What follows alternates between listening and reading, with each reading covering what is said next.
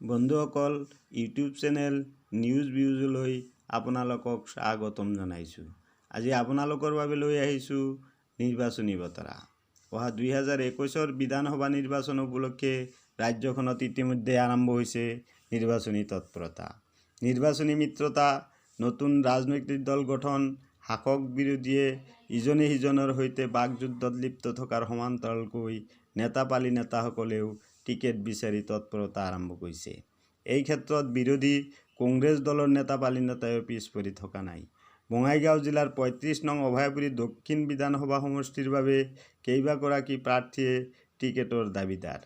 ইয়াৰ ভিতৰত অন্যতম এগৰাকী প্ৰাৰ্থী হৈছে এখন হাইস্কুলৰ অৱসৰপ্ৰাপ্ত প্ৰধান শিক্ষক শ্ৰী বৃন্দাবন চৰকাৰ। বন্ধুসকল, আজি আমি তেখেতৰ সৈতে তেখেতৰ প্ৰাৰ্থিত্ব সম্পৰ্কে কথা পাতিম। ছাৰ, আপুনি আজীৱন শিক্ষকতা কৰি অৱসৰ গ্ৰহণ কৰিছে।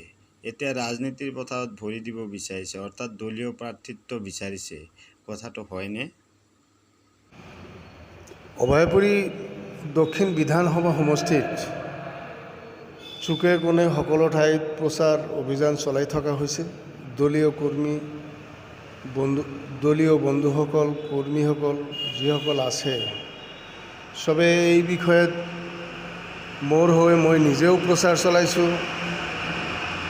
আৰু বিগত দিনবিলাকত অভয়াপুৰী দক্ষিণ বিধানসভা সমষ্টিৰ কিছু কৰিবলগীয়া কিছু কাম আছে, কিছু আধৰুৱা হৈ গৈছে। আৰু সমষ্টি উন্নয়নৰ কাৰণে এইবিলাক কৰিব লাগিব।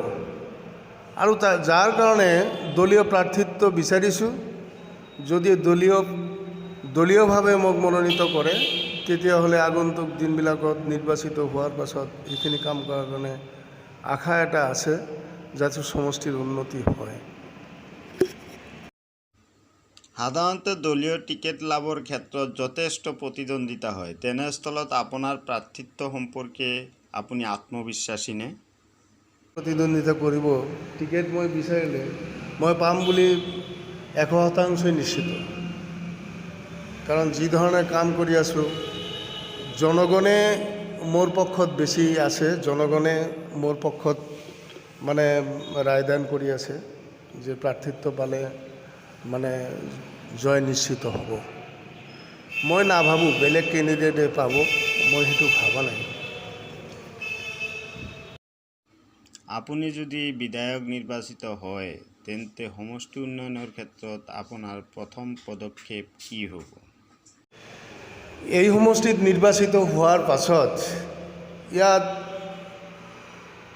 সমষ্টিবিলাকৰ কিছু অঞ্চল এই গৰাখহনীয়া, বানপানীৰ সময়ত কিছু অঞ্চল গৰাখহনীয়াই বিধ্বস্ত কৰিছে।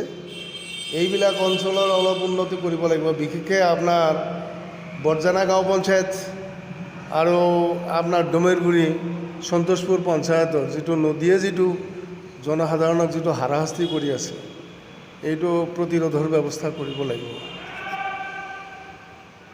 কংগ্ৰেছ AIDFৰ মিত্ৰতাক লৈ চলি থকা বিতৰ্ক সম্পৰ্কে আপোনাৰ অভিমত কি? হাইকমাণ্ড আছে, নেতৃত্বই EDFৰ লগত সমঝোতা কৰাৰ চিন্তা চৰ্চা কৰিছে। তাত মোক ক'বলগীয়া একো নাই, এইটো ঊৰ্ধ্বতন কৰ্তৃপক্ষই কৰিব।